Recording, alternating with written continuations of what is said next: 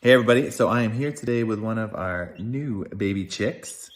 She just got here the other day. She is probably about 4 or 5 days old now. Very cute, tiny little thing.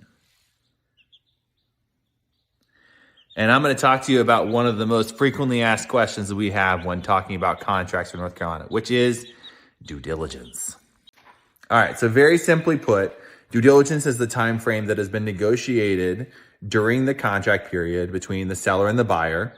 And that time frame is used for the buyer to investigate the property better, to have a home inspection, maybe even get through all the financing specifics, and go through all those details to make sure that they're making an informed decision regarding the house.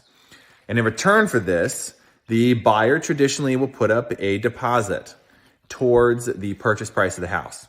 Now, the amount of the deposit is completely up to the buyer, and it's also slightly up to the seller because it's one of those negotiated terms. But that's one of those things that your agent will work through with you to make sure that you're making the most informed decision possible on what the best amount is and how best to play that part. So I don't want to move past this too quickly. So to reiterate, due diligence is a non-refundable deposit that goes towards the purchase price of the house and is negotiated during the contract period when you're initially negotiating everything. That amount is completely up to you as the buyer and also to the seller because it's negotiated. So finding the right amount is something that you work through with your agent to make sure that you are clear as to how best to decide on what to put towards it. But back to the reasons for due diligence. So the whole reason behind it is to make sure that you have the time as the buyer to inspect the property and do more investigations to make sure that you're making a completely informed decision regarding whether or not this is the right home for you.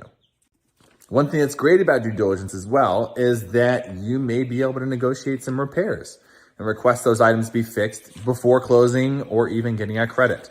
Now, in North Carolina, every contract is as is, but you can still request. I emphasize that word request because there is no obligation for a seller to complete anything, but it is something that you are able to ask the seller to take care of during that due diligence period. Something else you may be wondering is how long does that time need to be? It's always a tongue twister. The due diligence period is, again, one of those negotiated terms. Now, the length of time is completely up to the negotiation. And normally what we recommend is trying to keep it anywhere between 14 and 21 days. Sometimes it's less, sometimes it's more. It just totally depends on the house and also the seller and the buyer's appetite for how long they want to be able to inspect things. All right, so there you have it. It's a pretty rough explanation regarding how due diligence works, how it's decided upon, what the amount is, how long it's going to be, and what you do during it. But if you have further questions beyond what I've talked about in this, please reach out to us.